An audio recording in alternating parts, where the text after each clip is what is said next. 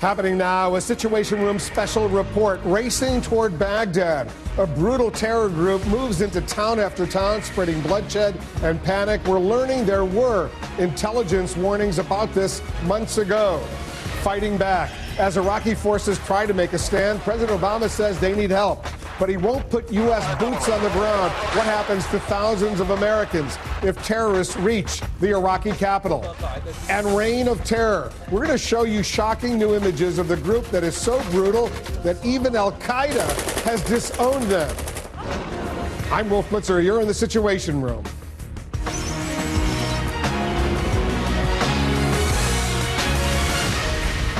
And we want to welcome our viewers in the United States and around the world. Iraq now under attack from within. A brutal terror group speeding toward the capital, sending civilians and troops fleeing. We have new information that U.S. intelligence saw this coming.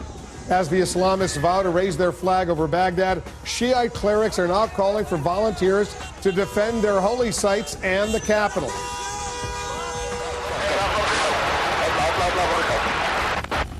Iraq's military is trying to regroup, claiming to have killed dozens of terrorists in the air in airstrikes on a captured base. President Obama says he's weighing U.S. military options, but won't send in U.S. troops. No such hesitation from Iran, which officials say has already dispatched hundreds of so-called Revolutionary Guards to the fight. The last several days. From the Pentagon to Iraq, our correspondents and analysts are standing by to bring you the kind of coverage that only CNN can deliver. Let's begin with our chief national security correspondent, Jim Sciutto. He's got the very latest. Jim? Well, Wolf, a counterterrorism official tells me that the U.S. intelligence community warned this spring that ISIS was targeting the capital, Baghdad. In fact, I'm told the intelligence community issued multiple assessments, particularly over the last year, detailing ISIS's growing strength and its ambitions to take territory across Iraq. Those ambitions, not a surprise. What was a surprise was how the Iraqi military melted away and failed to defend vital territory.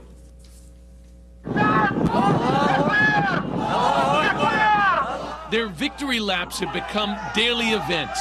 ISIS militants parading through Iraqi cities they have overrun, driving American-supplied Humvees and trucks they have stolen. With the U.S.-trained Iraqi military quickly being overpowered, today President Obama said he's now considering options including military action. His first step, planning to deploy the aircraft carrier USS George H.W. Bush to the Persian Gulf, a potential platform for airstrikes. Iraqi security forces have proven unable to defend a number of cities, which has allowed the terrorists to overrun a part of Iraq's territory. And this poses a danger to Iraq and its people, and given the nature of these terrorists, it could pose a threat eventually to American interests as well. Ultimately, President Obama and aides insist that any long-term solution depends on Iraq's Shiite Prime Minister Nouri al-Maliki finally welcoming Sunnis and Kurds into his government. But just 7 months ago, when Maliki visited Washington, the president praised him for doing just that. We were encouraged by the work that Prime Minister Maliki has done in the past to ensure that all people inside of Iraq, Sunni, Shia, and Kurd, feel that they have a voice in their government. Jamal! Today's reality on the ground is very different. Many Iraqi Sunnis have joined ISIS. Iraqi Kurds seized oil-rich Kirkuk. And now Iraqi Shiite clerics are calling on their followers to join the fight. A civil war in the making. Now, a president whose foreign policy has been defined by withdrawing from Iraq and soon from Afghanistan may be forced back in. The way that the administration has handled past crises like these, and in particular the way that it's handled Syria, is not going to be good enough for Iraq. Arguably, it hasn't been good enough for Syria either. And providing marginal amounts of military assistance and maybe some rhetorical support isn't going to change a thing in Iraq. A counterterrorism official tells me that it is clear that ISIS, with only a few thousand fighters, could not have moved as fast as it has without the support of Sunni tribes and Sunni nationalist groups inside Iraq. And As long as ISIS maintains this support, the intelligence community believes it is likely to hold the territory as gained short wolf of a major counteroffensive by the Iraqi military. And, of course, questions remain as to whether they're capable of carrying that out. All right, hold on for a moment. Stand by. While President Obama is ruling out U.S. boots on the ground in Iraq, he has asked his top national security team for a list of options. And the United States will send an aircraft carrier, as we just heard, to the Persian Gulf. Let's bring in our Pentagon correspondent, Barbara Starr. Barbara, does the U.S. think the Iraqi military can hold? Well, that was a question the Pentagon was not willing to answer today. The chief spokesman here was asked that twice by reporters and sidestepped it. Can the military hold? Can this insurgent force make it to Baghdad? Can the Iraqi government defend against these guys taking Baghdad? There's a lot of concern, Wolf. The forces that are on the move, very difficult to strike. These are very dispersed forces. They've been moving very fast. What to do about it? Already the U.S. has increased surveillance flights at the request of the Iraqis. They are considering, they're very close to making that decision to send the aircraft carrier. That would at least give them the ability to give the president the option for airstrikes if he was to choose it, Wolf. What are the U.S. military challenges as far as intervention is concerned? I guess one of the key questions is, does the U.S. really believe it has a full intelligence picture of what's going on? I think that everyone agrees they do not yet. That's one of the reasons they're running these surveillance and reconnaissance flights. But it's very tough. Again, you look at the video and it just tells you who these people are. They are widely dispersed. They move in vehicles. They have basically fundamentally small arms. So if you're going to strike them from the air, you need very specific, granular intelligence. Time, date, and place. Who is moving in that vehicle? And when they move through Iraqi towns and cities, you can't bomb them because you're going to wind up destroying civilian infrastructure and have a great risk of striking Iraqi civilians in cities, towns, and even on the roads right now. So this is a very tough proposition, very tough to target it with U.S. air power, Wolf. Barbara Starr at the Pentagon, thanks very much. So let's take a closer look now at these terrorists that are so brutal. Even Al-Qaeda has disavowed some of their actions, which they record on video for everyone to see. And while we won't show you the worst of their videos, what you're about to see is still very disturbing. CNN's Mohammed Jamjoom is here. He's got more on this part of the story. Mohammed? Wolf, the Islamic State of Iraq and Syria has been waging two wars. There is the physical war on the ground in Iraq, very disturbing and shocking to the rest of the world.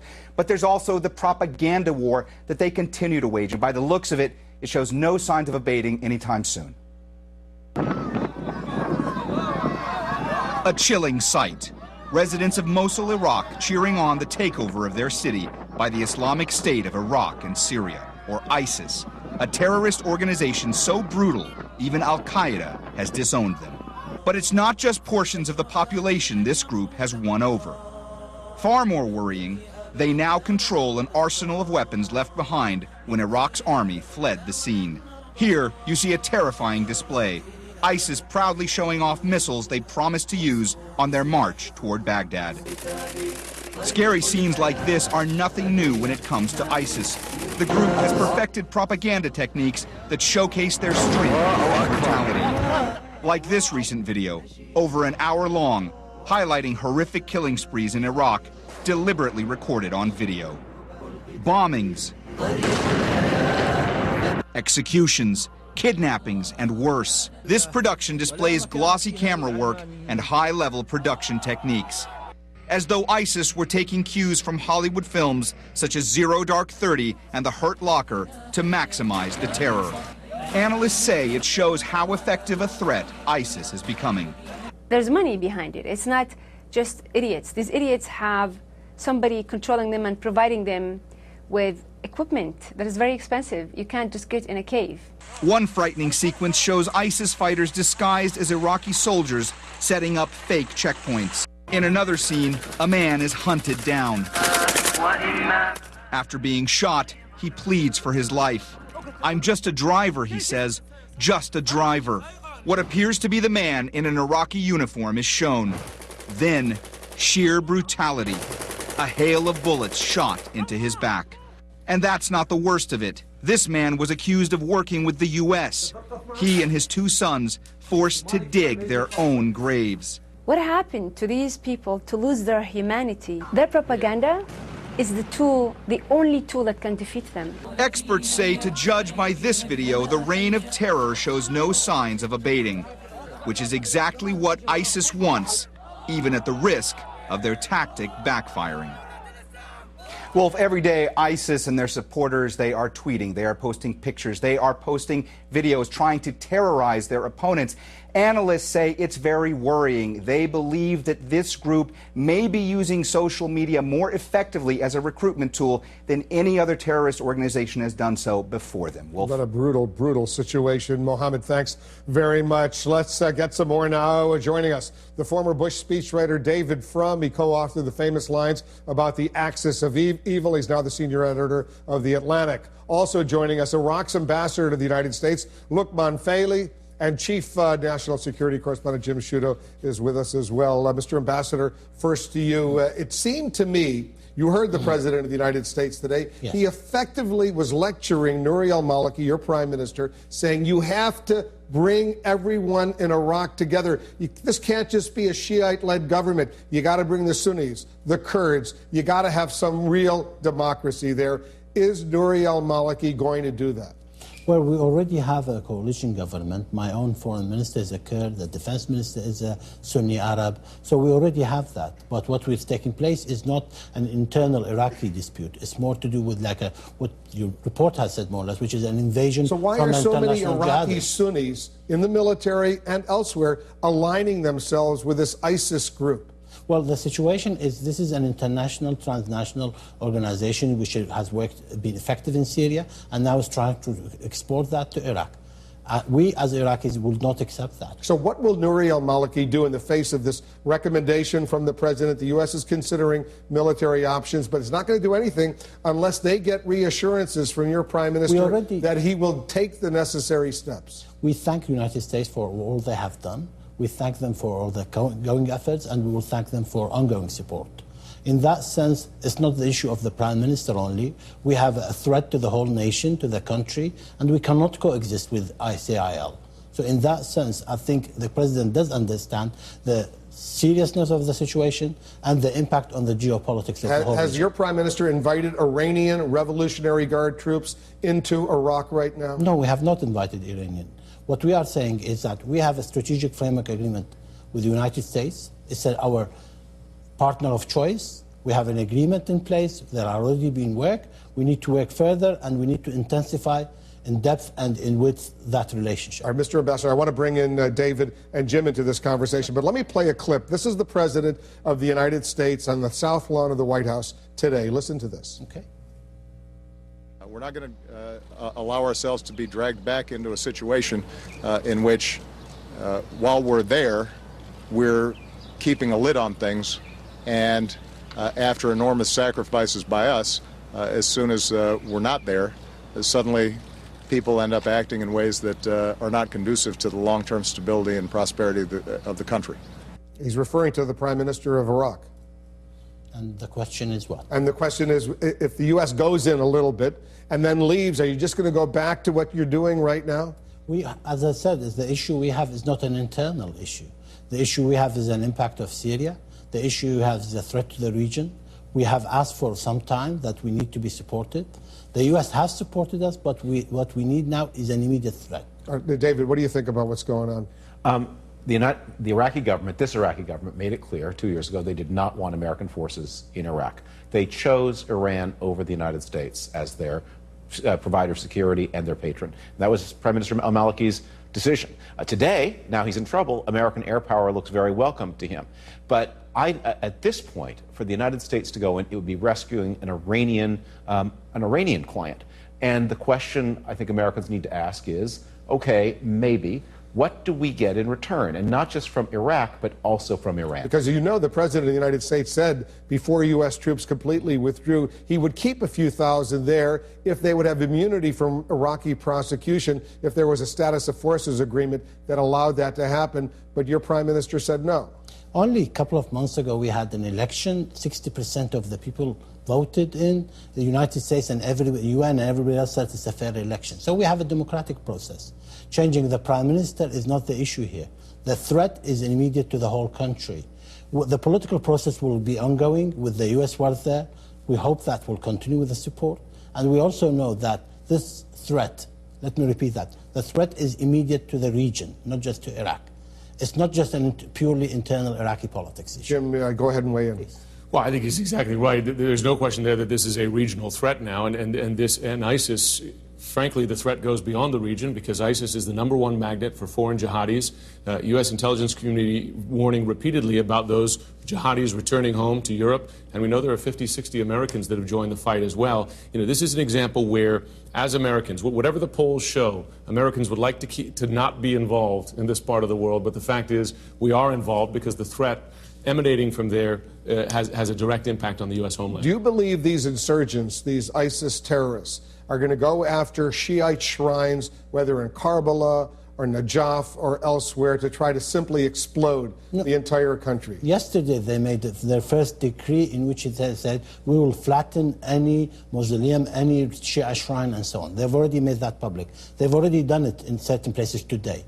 The issue we have now is not the issue of internal politics of Iraq. It's more to do with the threat. Our friend here talked about America being there. We know there are European jihadists there. When they want to go back to the United States or to France or elsewhere, what they're going to do. So what exactly is your government asking President Obama for? We have never asked for American boots on the ground. We have never asked for combat forces. What we have said is that we need support and strategically in relation to counterterrorism, in relation to but surveillance. Specifically, what do you want? Surveillance in relation to helping us to have some air supremacy, because we need that. Do you want U.S. fighter jets to come in and bomb positions of these ISIS forces in Iraq? As an ambassador, I'm not in a position to highlight the specifics. This is for the military and for the counterterrorism specialists to deal with. What I'm saying is that the support we have from the United States will make the difference. We have United States, our strategic partner of choice. We don't have that with Iran. The vacuum is created, will be filled by others. What do you think, Jimmy? You think the U.S. is going to do what the ambassador wants the U.S. to do? Well, I think, and the president made a reference to this, that help should be and is dependent on Iraq making concessions, political concessions. And I would ask the ambassador, he says that the government is a multi-ethnic government, and I know that there are some officials, Sunni and Kurds, in senior positions, but the fact is that Sunnis and Kurds do not view the government as inclusive. So my question would be, would Maliki make the government more inclusive in exchange, in effect, for American help now to fight off this ISIS threat? We just had an election. The votes have just been ratified now at our Supreme Courts. In the very few weeks, within the few weeks, they will start the formation of the government. All these lessons have been learned. Situations are grave. What has to be looked at is what are the immediate threats to Iraq, to the region, to the geopolitics. Let me give you one side of that story. Iraq is a major oil producer. If that production is stopped, or if that funds from that goes to ISIL and others, imagine how much that destruction will make to the global economy. That's where the issues are. You know, Jim, I'm going to put up on the screen, I want to show the map of where the various forces are aligned right now inside Iraq and in neighboring Syria. Go ahead and explain. It's important to show our viewers this. I think people are aware that Iraq is multi-ethnic, but you get a sense physically how they're divided up. Shiites largely in the south. In the southwest, you have a Shiite-Sunni mix as you head out towards Anbar province, and then northwest, largely Sunni, and then the Kurds, of course, up in the northeast. And this, we talk about a Sunni corridor here. This has been one reason why ISIS has been able to advance so quickly down towards the capital, because they're coming from Syria, up in the north of the screen, the top part of the screen, through those Sunni areas, through Mosul, down to Baiji, and over to where Fallujah is. They're having help from local tribes, local nationalist groups. So the map, in effect, helping ISIS accomplish its David, goals. you heard John McCain, the senator. He told us that he's lost confidence in Nouri al-Maliki, the prime minister of Iraq, and he's a great supporter, a great friend of Iraq. Look, I think that is the wrong focus from an American point of view. What the United States should be asking for are not internal concessions within Iraq to different power holders. What the United States needs are external concessions from Iraq's main patron, which is unfortunately Iran. It is not tenable that American fighter jets will be delivering ordnance to support Iran's security and interests. You heard John McCain make that exact point. He doesn't want U.S. involvement if it's only going to help Iran. Iran has to, if Iran wants, because when Maliki speaks, it is Iran that is talking. If Iran wants this help, it has to ask and it has to pay. Mr. Ambassador. Prime Minister Maliki in the latest election had 700,000 votes.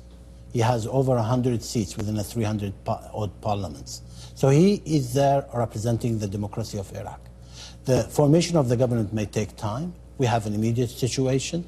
Senator McCain has been a strong supporter of Iraq. We want that support to stay. We appreciate the support we're getting. But let me repeat what we have now. We have a grave situation now. We cannot wait until all the politics is discussed. The threat is an immediate threat. That's what. How vulnerable is Baghdad? I will doubt I'm somewhat confident about that. I'm not worried about that specifically. I'm more worried about the Shia shrine being destroyed, which leads to a geopolitical situation. Let me give you one example. Any small impact on Iraq will have an immediate situation in Pakistan, in Afghanistan, immediately. So that's the graveness of this situation. It's a horrible situation right now, Mr. Ambassador. We hope you'll come back next week and help us better appreciate what's going on. My pleasure. David Frum, thanks to you. Jim Sciutto, of course, thanks to you as well. Still ahead, a brutal terrorist group racing towards the Iraqi capital. Is it time for the U.S. to evacuate thousands of Americans in Baghdad right now? And we'll take a closer look at how those battle-hardened extremists have managed to capture city after city on their march to the Iraqi capital.